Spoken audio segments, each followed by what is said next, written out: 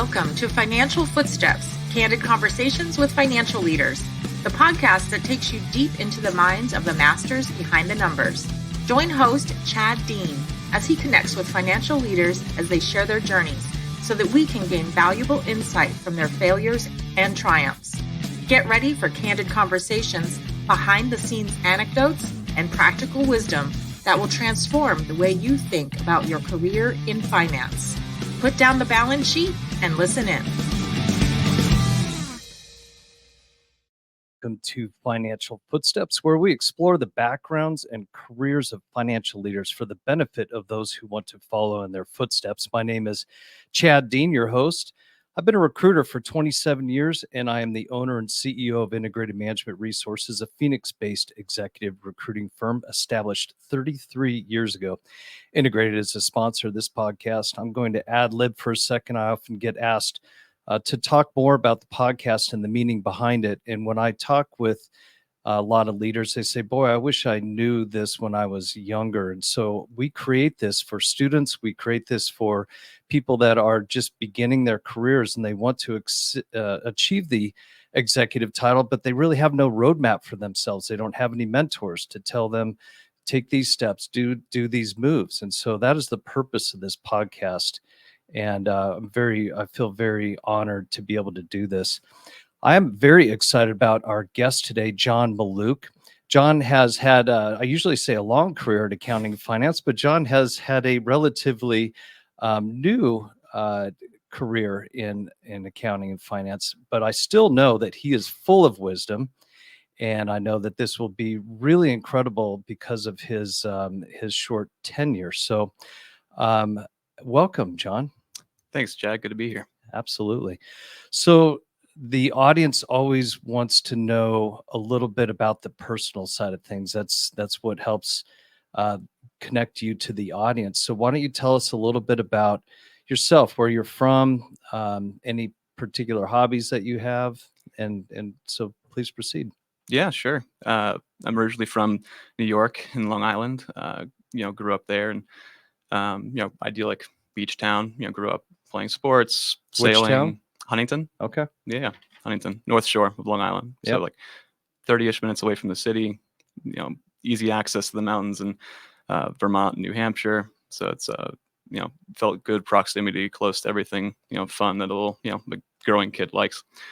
From there, moved down to Mississippi for school. Went to the University of Mississippi. Stayed there 4 years. Graduated. Got a job at KPMG, and moved to Boston for 6 years, and then I moved here 2 years ago. So it's a little bit about me. My hobbies, like to hike, bit of an outdoor cat, and I try to hike about once a week. I like to off-road, trying to find a swimming hole, that kind of thing.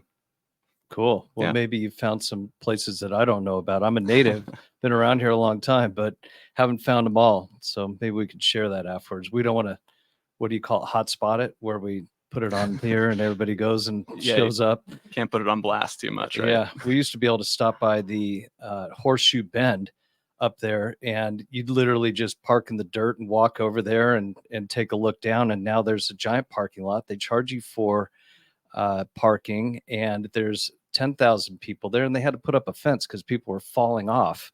Yeah. And unfortunately perishing. So thank you, Instagram, for that. But so it's no longer like a little local thing where in Arizona you just hop up there and take a look. It's more of a walk. Yeah. It's funny. One of my colleagues at CB actually parachuted into the Grand Canyon from Horseshoe Bend. Whoa. So, just hopped the fence. He's a big base jumper, so he just jumped on in. Cool. How did he get out?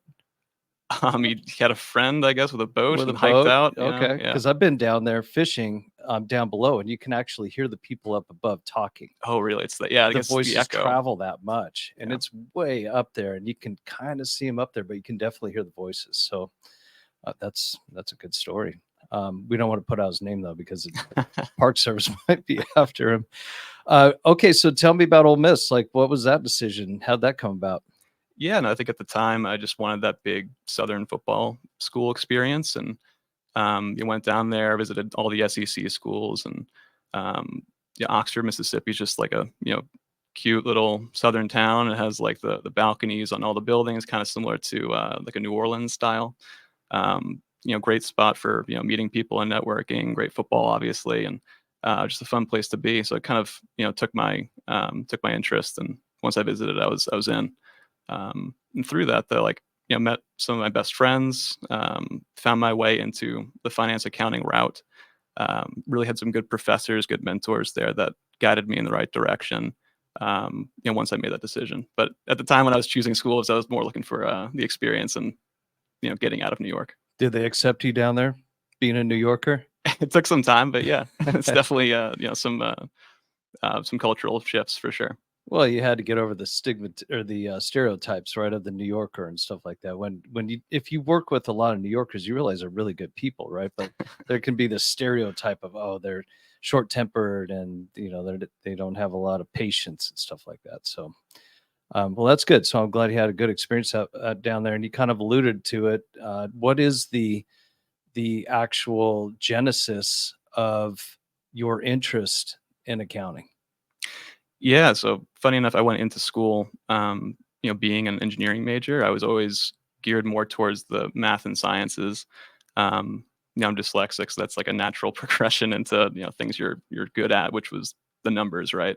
But from there, I took my first physics class.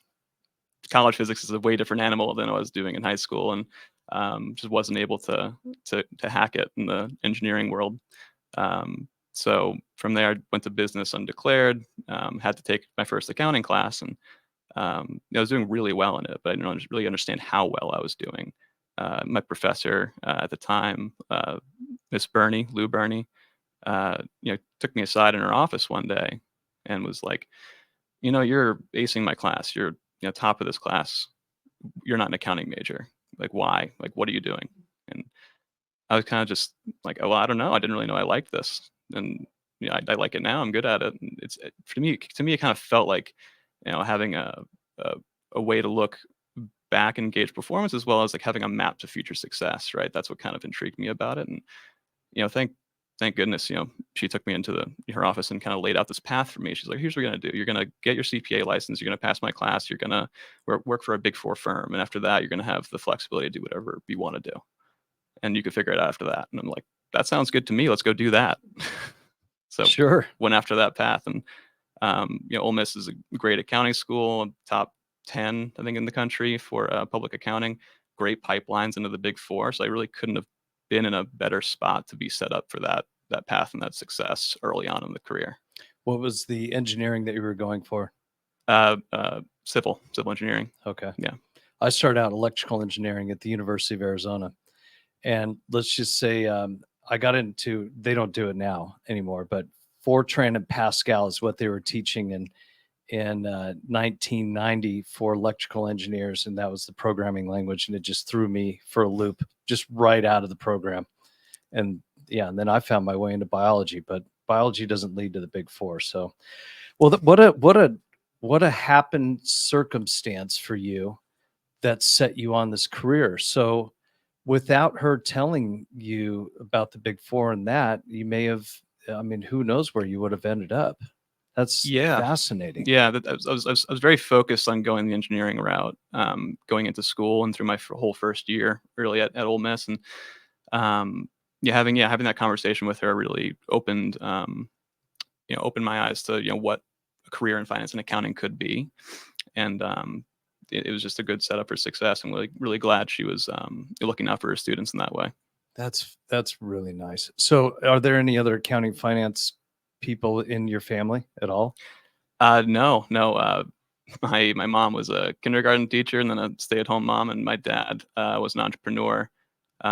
He ran a textile and Christmas decoration import business growing up, and yeah, I think that's where I get most of my entrepreneurial spirit from is him, and seeing that operation out of our house. So, what did your parents say when you came to them and said, "I'm going to be an accountant"? I don't think I don't remember the reaction, but I imagine it's positive, right? Like, I think they were worried about me not knowing what I'm going to do after, taking away the engineering major. And, I think they're proud of me now. Do you have siblings? I do. Yeah, I have an older brother and an older sister. My brother's in Atlanta. My sister's in LA. So you're the baby. Yeah, by a long shot. Gotcha. What do they do? And my brother sells e-commerce software Okay. down in Atlanta, and my sister is the chief strategy officer at the Broad Museum in LA. Fascinating. Yeah. Okay. Yeah, so they both went kind of artsy. Well, my brother, before he was selling software, he was actually a musician touring the country with the big punk rock bands out of Long Island, like Brand New, Taking Back Sunday, and my sister was big into the art world. So I think that it's funny how they had more of an artistic start to their career, and I definitely did not. Right. Right. Well, sales is very entrepreneurial, right? So Yeah. just being a salesperson, you have to be entrepreneurial. You have to think outside the box, be creative.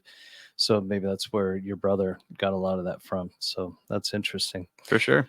So tell me about the process of interviewing with the Big Four. Tell me, how did that go? Yeah, the Big Four interviews, they happened on campus at Ole Miss.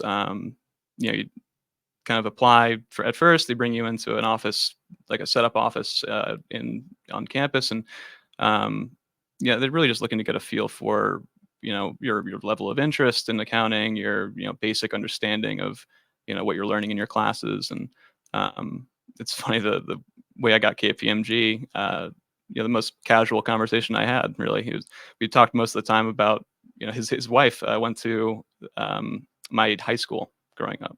So we just talked mostly about Huntington and growing up there and Huntington football. And thankfully I got that opportunity. They let me pick my city to intern in. And everyone in my family has had a history either working or living in Boston at some point in their lives. And I thought at that time, I was like, this is my turn to go experience Boston. So interned up there with KPMG and got a job offer after the internship. And between in between the internship and actually starting, I went back for a year to do a master's degree in accounting at Babson College, a small entrepreneurship school in Wellesley, Massachusetts.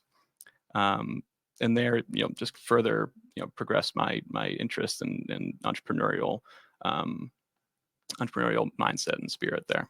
They actually, if you take a certain class, they really force you to go through with starting a company up until the point of like actually creating it. So making a business plan, putting out pitching in front of angel investors. It's really an intensive program there that gave me a lot of early on experience into small companies and what it's like to start your own. That's cool. There aren't too many accounts that have that entrepreneurial background and training. So that's cool. Yeah, it's always interested me.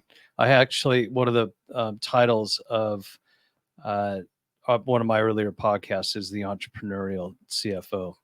And so he just was the same thing, startups, and then became a CFO.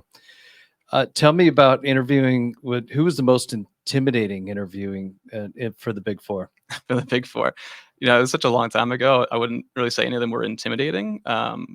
They each have their own little personality, right? The Big Four. I think me and KPMG just had a natural fit, personality-wise and culture-wise, where there's more just I think when you go through that process, you just have a right fit when you're talking to the person interviewing you, and it just felt like that was the most natural conversation I had. So, and I'm asking these things because you're the closest that I've interviewed to being in the Big Four as far as from a timing standpoint. How do you prepare for those interviews? For those early on interviews? Yeah. That's a good question. I think just going in and being yourself. I think that's really what they want to see. You can't be too nervous going to these things. You can't be precious about it and put all this weight on it. And really just do good in your classes and don't be like overly technical in the interview. They're not going to ask like super technical questions, and just be yourself and be confident, be casual about it. They want to know that you're a hard worker, that you're a quick learner, right? Exactly. They want to know you can be learn. new. Yeah, because coming in as an internship, you're not going to know everything. In fact, you're mostly going to know nothing going into the job on what actually the job is, right? If you're going to a top program and you're interviewing at the Big Four, they know you're smart already, and they just want to get a feel for your work ethic, get a feel for, are you a good cultural fit for the firm? And, are you going to put forward your best efforts? Yeah. And the key is the internship as well. That's how you get your job generally. For sure. And that is like just maintaining a positive attitude throughout the whole thing, because you're going to be working busy season hours like I was. The 80-hour weeks will be daunting, and they're real. But I think just having a positive attitude through the whole thing. Like, Chris Rock at one of his specials had a good quote. Like, sometimes you're lead singer and sometimes you're playing tambourine. And when you're an intern, you're definitely playing tambourine. However, no one wants to see an angry tambourine player when they're up there. No, you could take over. Yeah. And throw the tambourine. Yeah. That's funny. So, but I have seen people intern at PwC and then go to EY or something just because it wasn't a cultural fit. But most of the job offers come from that intern class, right?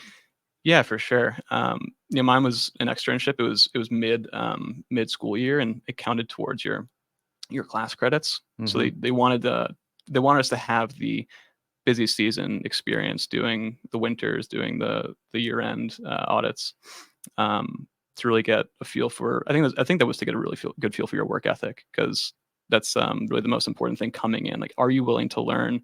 Are you willing to have a good attitude throughout the whole process and be a resource to them? Yeah, it was a really good experience. I think that's where most of my work ethic today really comes from, is that that a KPMG instills in you. You're going to be learning the basics, right? You're going to be learning, cash flow, income statement, balance sheet, and how they all interact. You're going to learn the ins and outs of auditing. I was in the banking and financial service practice, so I learned the inner workings of banks, lending. I audited, mutual funds, private equity funds, VC. So I got a good understanding about how all those things worked as well. But yeah, the work ethic they put in you is really the takeaway I got from all that. Do you believe the work ethic was in you and they just taught you to bring it out of you? I mean, yeah, maybe. I think I've always had a strong work ethic. I feel that maybe I'm not the smartest guy in the world. Maybe I'm, not the best person, right? I'm definitely not the smartest guy is what I'm trying to say. But my competitive advantage has always been my capacity to work and learn. And I think that's where I shine brightest, is where I'm, able to, put my head down and actually, grind. That's something I really try to dive into on this podcast, is where does work ethic originate? Can you teach work ethic after a certain age? That's what I'm always trying to get at, because I grew up with a strong work ethic, because I grew up with basically not a whole lot of money, not a lot of wealth. Mom working 2 or 3 jobs. If I wanted money, I had to get a job. And I learned early on that the harder I worked, the more money I made, because I happened to be in situations where I literally got paid for my work, not just per hour. It was output that I was getting paid for. And so that is kind of what created my work ethic. I didn't really have any mentors other than my mom. I mean, my mom's working 3 jobs. Tell me, that is tremendously hard work, something I don't even know if I could do. So I'm always trying to delve into, because generally all executives have a very strong work ethic. Yeah, I would agree with that. You don't hear any of them that are like, oh yeah, I just slacked off and got lucky.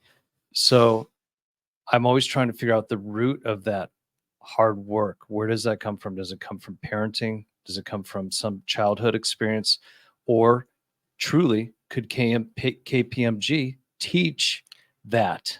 Or did you see people that fell out because they didn't have the work ethic? People definitely fall out, right? I think it's the question of nature versus nurture. Even like, yeah, I think my parents instilled in me a strong work ethic. I saw how hard my dad worked with his own business, and you went through a hard time in the financial crisis. I saw the weight that can bring on a family business, and I always wanted to have the goal of, I never want to have to worry about money. I never want to have to worry about job security. I want to be able to work as hard as I possibly can and prove doubters wrong, right? Like I had a learning difference in school. I wasn't great at reading and writing in school, and I wanted to prove that I can be successful regardless of that, and I'm going to work as hard as I possibly can to make sure that happens. I think after the CPA exams, I got through those. Said, that's not enough. Let's go for the CFA, and I'm on level 3 now, and why not? I'm always just constantly working, man. I never want to be complacent in myself. That's where I feel uncomfortable, is when I'm starting to feel complacent. Have you ever felt complacent? Yeah, I mean, I'm happy where I'm at now. I think it's a good thing to be happy with what you're doing and where you're at in your career, but also knowing that there's more and knowing that you can always achieve more. Yeah, I don't think I've ever been complacent. I just can't be. I need to be working all the time. My father retired at the age of 53. I'll be there in 1 year, and I'm thinking, there's no way I could retire. And what would I do with myself? And so, no, that's fantastic. So, the root of your work ethic is in your childhood, part of your parenting, and part of you having to overcome, the not being the smartest person, I guess is the way you put it, right? So, I mean, I have a learning difference, right? It's hard for me to read and write, but the numbers always made sense to me. Gotcha. So, so what was that experience like for you at KPMG? Was it just drinking from a fire hose, just working 80-hour weeks? Did everybody go in with, and everybody's on the same team, bonding because you guys have that shared, I'm going to call it a brotherhood. I'm sure there's a better word for it, but everybody's in it. Everybody's working 80 hours a week. Everybody's experiencing the same thing. Was there a bond there with the people that were in your same like growth class? Yeah, sure. There's some camaraderie there. I don't keep in touch with a lot of the people there, but some colleagues of mine I still keep in touch through LinkedIn and phone calls even every now and then. And because you are going through it all together, and it's really hard work. Sometimes you're eating 3 meals a day there and sleeping 4 hours a night. Depending on where you're at, the banks that I worked on were accelerated filers, so you're grinding twice as much as the people who are working on smaller manufacturers in the Boston area. But yeah, there's some camaraderie for sure. Yeah. So at what point did you realize that you wanted to move on? Yeah, I mean, I wanted to pursue more of the finance route, and I wanted to see transactions and M&A and what the IPO process was like. So I started looking around at what else was out there. The banking practice at KPMG is it's great, but the long hours for extended periods of time was getting to me. So I wanted to like mix it up. At least I'm going to be working these hours. I want to mix it up and get more experience in other areas. So started looking into consulting and a branch out of auditing, and I found a smaller boutique, at the time boutique firm called Williams Marston, and they kind of pitched like, hey, these are all ex Big Four people like you, and they wanted to get that M&A and IPO readiness experience just like you. And you have a long list of clients and projects you can be working on. It was a small firm at the time. It was like, I think I joined, it was like 30 people. Then they quickly expanded after that. So interviewed there, and that interview process was a lot more technical. they asked out of the blue, not really prepared for it. Like, can you tell me about how you implemented 606 and in different ASE standards at different companies you worked on, and just kind of putting you on the spot like that, very technical accounting questions. It got through there, and it just seemed like a good experience. Very small firm. I can get to see a lot of different areas, not just banking and financial institutions. Worked on media companies there. I worked on software. I worked on biotech, healthcare. There was a virtual racing simulating company I worked on for like when NASCAR went virtual for the pandemic. It was a good experience. I'm glad I found my way there. How'd you find your way there? Recruiter. Oh, see, I'm always looking for that for the recruiter. So the recruiter contacted you, and they were working for William Marston.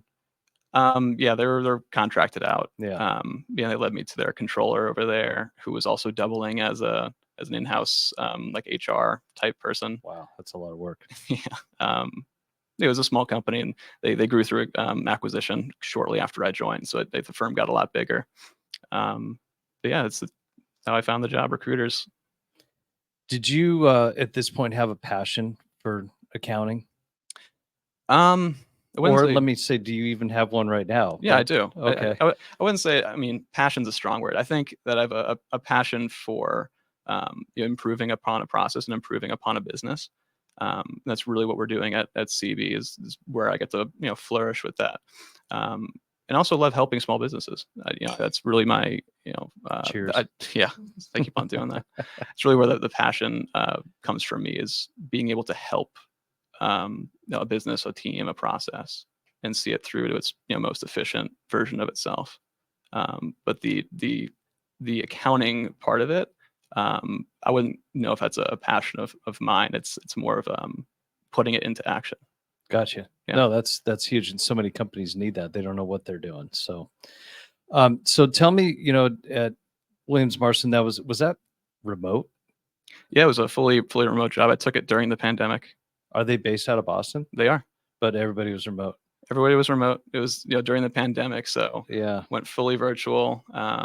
Virtual hire, interview, everything like that. Yeah, fully. I think Maggie at Williams Marston, who was the controller, and I think she changed roles. But the one time I met her, she dropped off my laptop at my apartment, and that was the first first interaction with Williams Marston. Completely virtual interview process. Strange times. It was a strange time for sure. So what did you learn there, and then how did that kind of shape where you wanted to go next? Yeah, I mean that really helped me have an outlet for working with small businesses, and my passion for process improvement, and helping companies that need good financial services and accountants. You really had a broad industry experience. I didn't just have to work on just banks. Now it was now seeing an M&A deal between biotech companies, working on an IPO readiness project for a media company. Those kinds of projects where they're short sprints. It's still long hours, but at least there's an end goal at the end of it, and you have something you can point back to that's not just a PDF file that no one is going to look at, like an audit report. You can actually hang your hat on something that felt good to me, at least. And yeah, just seeing that M&A process and an IPO readiness project from start to finish, I think is a really valuable experience, and that's what excited me about it. That's what eventually led me to CB, is that broad experience and having that software background. Were you having to do a lot of modeling? Yeah, financial modeling. Having to convert non-audit ready financial statements into quarterly auditable statements that are GAAP compliant, SOX compliant, because a lot of companies don't have that knowledge of what do you need after you go public. It's a long list, and a lot of companies aren't ready for it. And getting them up to speed on it, sometimes they'll have closes on their financials that are 10, 15 days, to get that down to 3, and having models in place that are going to help them do that and quickly was a lot of what I was doing. Did you do any transactional type modeling, valuations, things along those lines? We had a valuation team that I worked with a lot. Mm-hmm. That valuation knowledge I have is mostly from the CFA program, and putting that into to action. Once I left Williams Marston. But yeah, we worked closely with the valuation teams. Okay. And due diligence teams at different Big Four firms. Right. So coming from the accounting side of things and being an audit at KPMG, do you feel that your modeling skills were sharp enough from the work that you were doing at KPMG, or did you have to really bring your level up, your game up? I think I really leveled up through mentors at Williams Marston. I think the Big Four firms, unless you're working in valuation and deal making, their deals team, you're not really learning the ins and outs of financial valuation and company intercompany transactions between like M&A deals. You're not really seeing a lot of that. Mm-hmm. Williams Marston really taught you a lot of that, and one of my mentors, Dat Lee, who's now running his own accounting firm, really taught me a lot of the Excel skills, a lot of the modeling skills that I'm using today. So I think having a good mentor at that company was really a godsend to help me prepare for the next phase of my career. Mm-hmm. Transaction services aren't as popular now. There's been a lot of layoffs, right, because of the environment that we're in. But was that ever an option to you when you were coming in? Did you look at that and say, well, maybe I'm not interested in that, and then later on learn that that's where you wanted to be or where it could have benefited you? What? Yeah, they have the opportunity to transfer in and out of different departments at the Big Four firms, and I looked at a deals team at RSM for a while. I think the the broad experience is what I was looking for. I wanted to be more of a generalist, not just a specialist in one area. So that's really what made the decision to go the route that I did. Gotcha. All right. So you're at Williams Marston and you're just doing your job.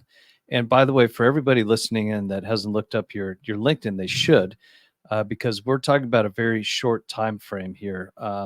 You were an auditor with KPMG, if I have this right, from your LinkedIn from 2017 to September 2020. Does that sound accurate? Yeah, that's about right. Yeah. So that's 3.5 years. And then you go to Williams Marston, September 2020 to April of 2022. Tell me about that time frame and what was going on with you and the decision to leave and how in the world did Arizona come into this? Yeah, I was really enjoying the East Coast. I grew up there. I was loving Boston. I have a lot of family history there. It's a great town. I'm a big Boston sports fan. I loved the job too. I loved working for Williams Marston, learning a ton, and I think I would have continued to learn. And I wasn't really looking for any other particular opportunity at the time.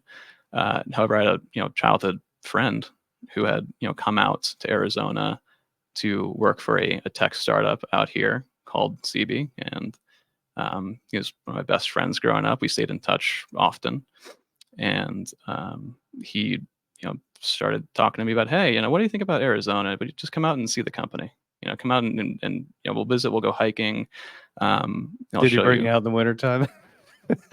I think the first time I came out was in the winter. Yeah. Yeah. Smart move. Yeah. We went hiking, we hung out, and he, brought me into the office one day. I worked remote from the CB office and got to meet, the team and the CEO for the first time, and really just loved the environment. We're playing, rap music and on the company speakers. They get lunch delivered every day. Everyone's in t-shirt and flip flops, but I can tell all these people are very smart and very killers at what they do. It's a lot of engineers there. They're very intelligent people, and I loved the business concept on what they're trying to do. Procurement, software for manufacturers. Just tell everybody what they do. So, yeah, sure. CB builds APIs for manufacturers to sell direct to consumer. Typically, the consumer is large real estate funds or home warranty companies, contractors even. Yeah. So an example would be I just had to buy AC units for my home, and I had Trains previously. I'll go ahead and throw a name out there, but Trains lasted great. They did a great job for 20 years for me. So I was like, well, I want Trains. Well, it turns out there's only certain companies that sell Train. I don't know if they have contracts with Train or what it is, but you can't just go to any. It seemed like any AC company and get Trains.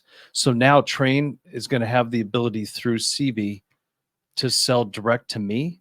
Yeah, I'll give you an example. We don't use Train, but we've talked to them. Our HVAC partner is Carrier. So if you wanted to buy Carrier HVAC and you can use CB. You go through our labor network. You have a contractor order through CB for you. Usually at compressed pricing, and they'll get it delivered straight from either distribution or manufacturer, depending on where you're at. And they'll come and install it for you. Well, that's going to throw a wrench into the private equity companies that are trying to do all these AC company roll-ups, right? Because if you guys are going direct to consumer, that just changes the whole concept of the business. So that's fascinating. That's very disruptive. Yeah, we're trying to be in the supply chain as it is today, while also just being sure we're being transparent about where you're getting your assets from in your home.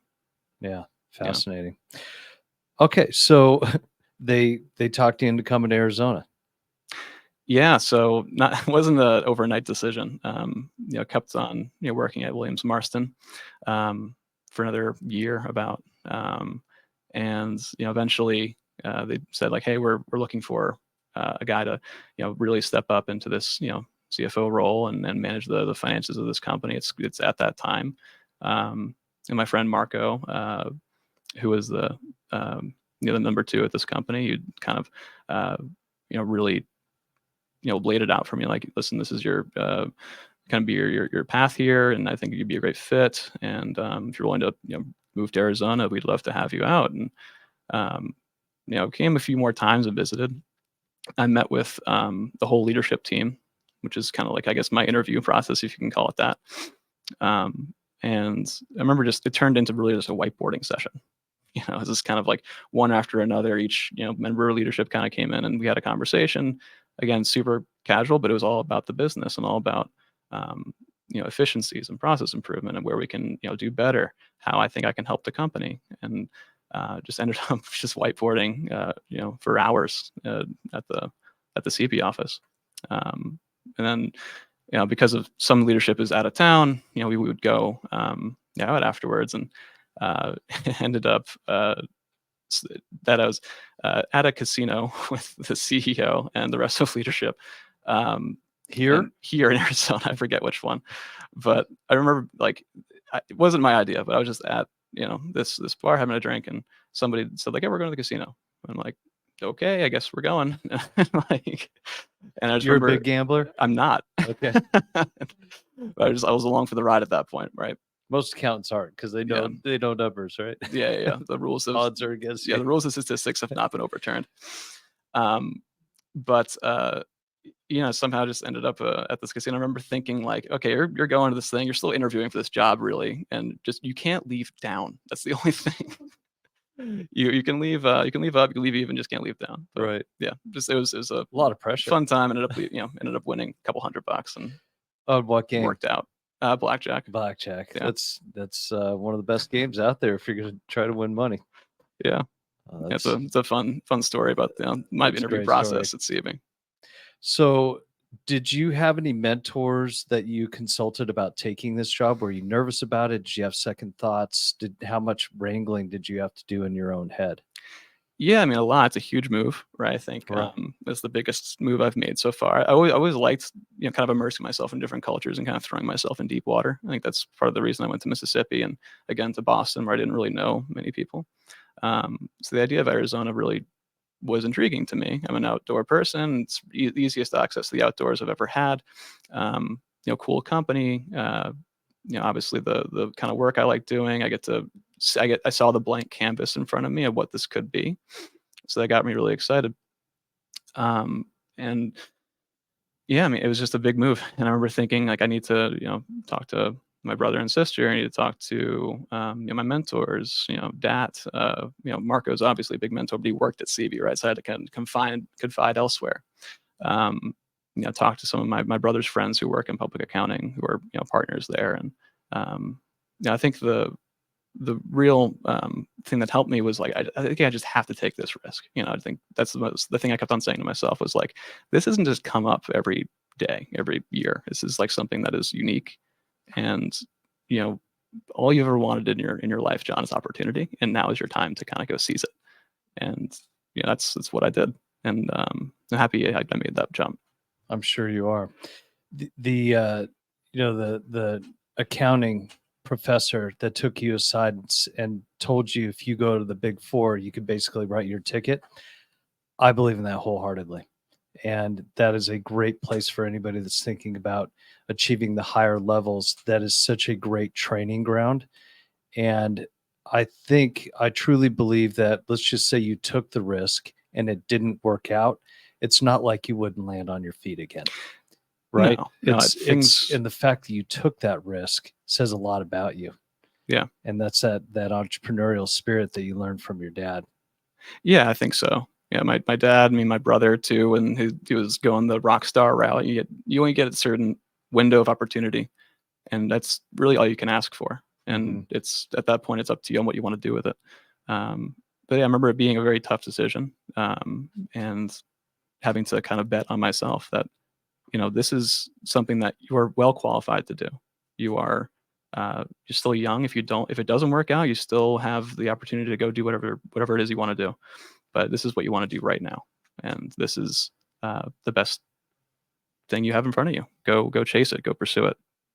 So for the benefit of our listeners, I was talking to a CFO this morning who said his daughter was graduating and going after her CPA. And I said, what I have learned from interviewing executives and CFOs, the quickest route to the CFO title is to go Big Four, to then go into either capital markets or investment banking or something along those lines, what you did, and then go into industry, right? So you played it perfectly. Somehow. I didn't have that in mind at the time. Well, let's just put it this way. You found this particular job through your network, right? Yeah. You got to shake a lot of hands. That's for sure. I had a good network in Boston. I've always been, really good at making friends in different places, immersing myself in the cultures, right? So I had a longtime friend come to Arizona that was in a position to introduce me to this opportunity. And at that point, it was kind of on me to go chase it and seize it. I think what a lot of people can learn from you also is maybe if you are a little bit more introverted, that it's okay to take risks, to move to other places, to meet new people, to try new things. That risk is worth it, actually, because look what it got you, right? Yeah, absolutely. You should be uncomfortable. I think it's good to be uncomfortable. It's where growth happens. It's a fascinating journey that you've had so far, that just decisions you made took you to where you are. And that risk side of it is so important because too many people are risk averse. Yeah, and you can't be. I know it's like a typical thing of accountants and finance professionals to be risk averse, but you really sometimes you have to bet on yourself to really propel yourself to that next level. Sure. Have you had any leadership experience? Have you managed people? Yeah. I was a senior at KPMG when I left, so I managed an audit team there, and a couple of my clients while I was at Williams Marston was like interim, revenue officer, interim controller roles. So you would inherit teams there, and that's an interesting dynamic, right? Because you're kind of the outsider. Everyone knows you're the consultant. You're the bad guy. Yeah, well, yeah. Wouldn't say you're the bad guy. Shark. Yeah, sure. I'm going to cut our jobs. Sure. But everyone knows you're the consultant, right? And really being able to build trust in that environment, you really have to be the pace setter. I think you have to work alongside them, and whether it's taking something off someone's plate that's on your team because they have plans that night or something, like, oh, I'll handle this tonight. Always having that smile on your face and not like telling people what to do, but you are the one who is going to do it. And it's kind of builds that culture of, oh, if he's doing this, then it's kind of expected of me too, right? Like it's kind of just it's a way to have that, I think it's through osmosis, have that culture permeate through your team of, well, he's working this hard, like I'm probably expected to be doing this too. Lead by example. Exactly. So not being in the Big Four, I was not in the Big Four. My thought of how leadership is built at the Big Four is almost like the military. Like you kind of just have to do it, right? Because it's your job and it's expected. Obviously you can't get court-martialed, but is it similar at KPMG or not, let's not single out KPMG, but at the Big Four, do you think that they are good developers of leaders at the Big Four? Yeah, they definitely give you the opportunity to. I think it's an interesting question. We talked about that was is leadership something that is innate, or is it something that can be trained and learned? I think it's a combination of both, right? I think everyone has the capacity to. I think that what you do with that opportunity to lead is up to you. And I think they definitely put you in that environment where if you're a leader, you can go ahead and hone those skills there. Okay, good. Yeah, I don't know if anybody's, well, no, I do believe people are born a natural leader, but I think it does take the right opportunity, the right situations to allow people to blossom and grow, but then having mentors to teach you how, right? So yeah, what's what's your vision going forward for your group? You're going to grow your group, I assume. What's your vision for the culture for your group? Yeah, I mean the culture of the finance team at CB is going to be that of CB. I think I learned that pretty early on, and that's a culture where everyone's killers at what they do. They're technically proficient. They are motivated. They're hard workers with none of the pretentiousness, right? Being able to have that radical candor of going to whoever at the company, myself, the CEO, and top engineer at the company, and raising a concern, or patting them on the back or whatever it is. It's more of a flat structure there. So having that, staying humble and leaving that emotion and that emotion at the door is going to be important. And I think through that hiring process, it's a lot different than inheriting a team, right? It's a completely different animal. It's different skill set, different muscles you have to flex. And I hired someone early on, lower level at the company. Turned out to be not a great cultural fit, and that's really why I learned that the culture at your company is just as important as their technical ability and their past background. That's really the moral of that story. Do you feel that you, now having gone through that, do you feel that you can detect culture fit better? Yeah, I think that takes time at the company, right? I've been at CV for 2 years now. And yeah, I think so. There's definitely questions you can ask during the interview process that bring out of someone's personality a lot easier and kind of gets through those barriers, not just like technical questions. Like one I love to ask that a colleague gave me was, you're given an elephant, you can't sell it or give it away. What do you do with it? And it's kind of this disarming question for sure, because I'm definitely not prepared for it. And the elephant's kind of a metaphor for massive responsibility. Do they try and figure out ways to profit from the elephant? They try and figure out ways to get rid of it. Do they build a barn? There's no right or wrong answers, but it kind of gives you the peek into their mindset of like how they think about responsibility. I truly believe, and this is just maybe me being cynical and hiring a ton of people over my career, I think people are good at masking. They can, and if I give away too much in the beginning, they can mimic my culture. But then once they start, the true colors can come out. So, yes, it is. You absolutely have to hire for culture, because if they're not matching your work ethic and they're not matching the vibe of the company, it's going to be extremely disruptive. Yeah. And so that's the key. How do you pull out people's culture in the interview process? Because you'll find out real quick once they start. For sure. I think you got to do that from asking, disarming questions. You really get a feel for someone's personality that they definitely did not prepare for. Mm-hmm. Because people can have, preloaded answers to common interview questions, and like you said, look really good and kind of match that energy you're giving off of in the interview. Sure. So what's long-term for you? Have you thought about that? Long term for me, man, I mean, I'm just focused on what we're doing at CB and growing this company. And I definitely didn't see myself here 5 years ago. So I think I'm just, staying focused on what I'm doing now. It's that's really what I'm trying to do, is just grind and wait for an opportunity to pop up if it's there and it's presented to me, and if I'm willing to seize it, then sure. But if right now I'm just focused on CB and what we're doing here. What's the difference between being a consultant and working actually in the industry?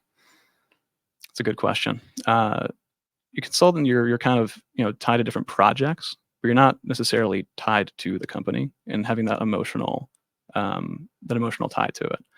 Like I feel personally responsible for CB's success. I don't know if I ever had that from one of my clients nearly as much. Definitely to a certain extent, right? I want my work product to be the best it could possibly be.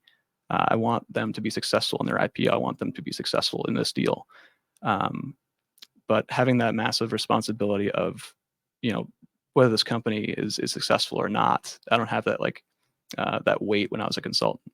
When I work at in industry, I think you have more of that feeling of responsibility. But that's why a lot of people want to go to industry, so that they feel more connected to their work product. Yeah, more passionate for sure. Right. So, What do you suggest to people that are going in to interview for their first industry job? What kind of suggestions do you have for them? I mean, yeah, I think you just gotta, well, one, you already, if you're getting the interview, you already know you're on paper what they're looking for. Like, you just have to be yourself and really gauge the communication style between, the leadership team you're interviewing with. Is there, differences in opinion on, strategy questions? You got to make sure you're aligned with the company strategy if you're taking a leadership role like that. You're just having preloaded, questions that you want to ask the company, and making sure that aligns with your vision for your career, and making sure that, are these people you can work with day in and day out passionately? Because especially if you're joining a small company, you're all going to have that weight and that passion to grow. So I think just being yourself and being, casual about it, and also having a goal in mind of figuring out if this is the right fit for you. I didn't prepare you for this, but what is one of your favorite questions to ask? Well, that's a good one. I think it depends on the company, right? But I love questions about communication. Like, if I'm asking, a CEO, how do you communicate with the rest of your leadership team? Is it, through, one-on-ones? Is it through group setting? At CB, we're pretty open.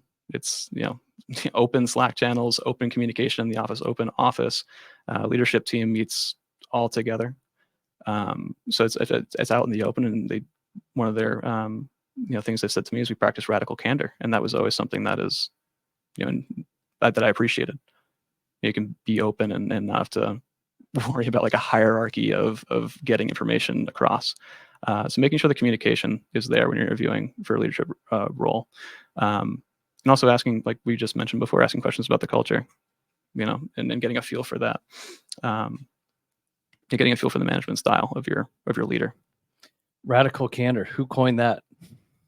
It's in a management book, I'm sure, but that's I haven't read that one because yeah, I haven't heard that term, but it makes sense. But it needs to be done properly, generally, more so. And I think radical candor, and tell me if I'm wrong, but you can't just get on the Slack channel, rip somebody in front of the entire team, right? It's more no, that's not the addressing purpose somebody of it. one-on-one.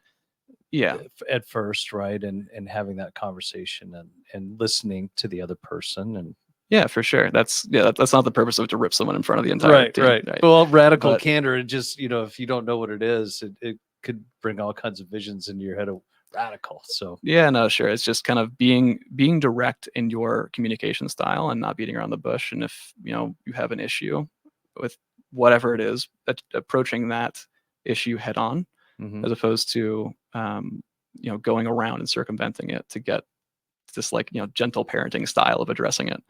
And also doing the same with good information. If someone did a great job, openly, if you want to, go congratulate that person.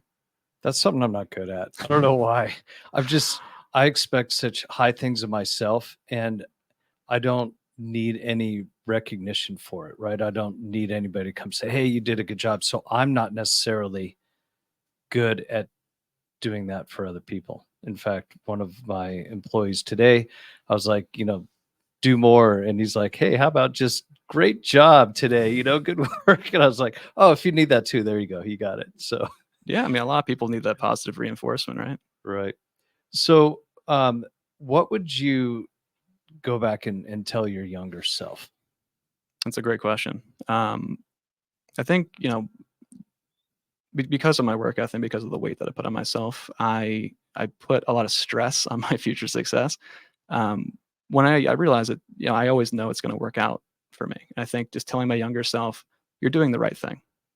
Just keep working hard, and remember to look out for opportunity and seize it when it comes along. Don't stress about what's next. Don't put all this weight on yourself. Keep putting in the work, right? Because there's a classic saying of like, when hard work meets opportunity, that's where luck lives. And you want to be where luck lives, man. Put differently, I know you're a fisherman. You have to be prepared to go fishing. You can't just walk out in the stream and go catch them with your hands, or you have to wake up early. You have to put in the hours getting ready for it. You have to bait the hook and throw it out there. And when a fish comes along, you reel it in. That's But all that work you're doing now, younger John, is the right thing to be doing. Yeah. I like a quote that says opportunity is often missed because it's dressed in overalls and looks like work. I like that one too. That's interesting. It's my hard work type of ethic. And I want to say that was Albert Einstein, if I remember right. So then let's go back and so that's what you would tell your younger self. But what advice would you give to someone starting out early on in their career that wants to achieve the CFO title? That, you know, a little bit on what you just talked about, but is there anything else specific? Yeah, shake a lot of hands. Make sure you're making connections. Make sure you're getting involved in the community, being a well-rounded individual, because you can be the most technically, proficient person out there. But if you have, a bad attitude about it, if you don't have the connections and the mentorship around you, it's going to be a lot harder to get to where you want to be. And really just enjoying it, and reaching out to people that you enjoy hanging out with, that are smart, that are maybe not even in your industry, maybe you're not in your same career path, but those connections, you never know when they're going to come back and help you out. Yeah, that's what I would tell somebody. Networking. Network. So terribly important in somebody's career. Yeah. You never know when that person's going to come back and help you out or even ask for advice. So real quick, just because I have to ask you this, and I'm going to base it on something that, I moved my wife from Virginia, so she was always East Coast, and I moved her out to Arizona. I'm a native of Arizona, grew up here, and I think it's very beautiful. It's a very diverse state. There's so much that is outdoorsy to do here. And we were flying in. She'd been here for 1 year, and I said, "So what do you think of Arizona?" And her answer kind of took all the air out of me. She said, "It's brown." That was her answer. Not, "I love it here. It's so great. There's so much to do." It's brown. So you've been here 2 years now? It is brown. And yeah, I've been here 2 years. What do you think? I mean, what's that transition like? How do you describe to somebody that's not, I don't know how to describe Arizona from a non-Arizona perspective. So how do you describe it? Yeah, I mean, it's definitely brown, but I always say I've never had more easy access to the outdoors, and it's kind of a amalgamation of different cultures and different parts of the country coming together. It's very, for me, it's rare to meet like a native Arizonan. Is that how you can say that? Arizonan? Sure. Arizonan, I guess. Yeah. Phoenician. Yeah, Phoenician. Yeah, exactly. But yeah, I like it. You got great food in downtown. Scottsdale's obviously got great food, great restaurants. You have easy access to national parks, the outdoors. If you want to go snowboarding, I mean, the mountains are, right up north in Flagstaff. We're a really close flight to Utah and Colorado. Yeah, man, it's got everything that I love here. What's your favorite hike? That's a good question. The one I do most often is Camelback, just for the workout. It's like an easy, tough to beat. Yeah. Yeah. Up and down. You can get it done in, an hour to hour and a half. It's just good to get the sweat in. But best hike I've ever done in Arizona was Havasupai Falls. Cool. Yeah. Incredible. Yeah. It's you're on Native American land. You're 50 miles away from the nearest road, and it's the only only native town in the country that still gets its mail on horseback. So you're really out there. Yeah. No cell service. The water's crystal blue, and you're hiking like 10 miles a day. It's go swimming, cool off in the water. It's great. Loved it. I should do a whole podcast about a hike that my wife and I did down to Havasupai, resulting in her needing to be helicoptered out. And to this day, in fact, she was telling this story last weekend. It's one of her favorite stories to tell, but it's basically her throwing me under the bus. But it's a great story. Yeah, Havasupai is very hard to get into as well. I think you have to plan a year in advance. Something like that. Yeah. Well, now they have I shouldn't be outing this maybe, but they have the Hotspotting. Yeah, exactly. They have the cancellation list now. So if you're ready to go on a moment's notice, and you got to be like this weekend. Yeah, and you're a solo traveler, or if you're just a very spontaneous couple, you can do it with like a week's notice. And that's what I did. Yeah, awesome experience. I wish the helicopter was running when I was there. I was like on the one day that it wasn't, and mistimed the hike out, so it had to do like the 15 miles or whatever it is out of there in the heat in the middle of the day. Yep. So Yeah. Yeah. You got to be prepared. I'm planning my third trip into the canyon next March, where I'm going to do rim to rim to rim. Nice. Yeah. I'm trying to beat That'd be our awesome. previous time. So, got a lot of work to do. That's a tremendous amount of training. Yeah, But that's it's an epic trip. Well, you've shared a lot with us today, and I really appreciate you coming on here, spending your time, and spreading your wisdom for all the people that are looking to be in your shoes. And you've got a long ways to go, and I really look forward to watching this journey for you and seeing what you achieve, because I think you're going to achieve really great things. So appreciate that, Chad. wish you the best of luck in your career. Thank you. And so I'm sure that there's going to be some people that want to reach out to you and they have further questions. How would they reach out to you? Yeah, LinkedIn's the best way. I got a pretty unique last name. There's not a lot of Mallouks that pop up, so just search me. And Mallouk. that's right. And Yep. shoot me a message. Fantastic. I, for better or worse, live on LinkedIn as a recruiter. That's one of the first web pages I open up every morning. So you could definitely reach me on there, and I'll respond to you probably pretty quickly within a couple of hours. And so that's it. We're going to wrap for this episode of Financial Footsteps. And thank you very much, John. Thanks, Chad. It was awesome. Thank you for joining us on this episode of Financial Footsteps, Candid Conversations with Financial Leaders. We encourage you to apply the knowledge and wisdom shared in these conversations to your own career. If you enjoyed this episode, be sure to subscribe to our podcast and leave a review. Your feedback is important to us as we continue to bring you more candid conversations and thought-provoking insights from successful financial leaders.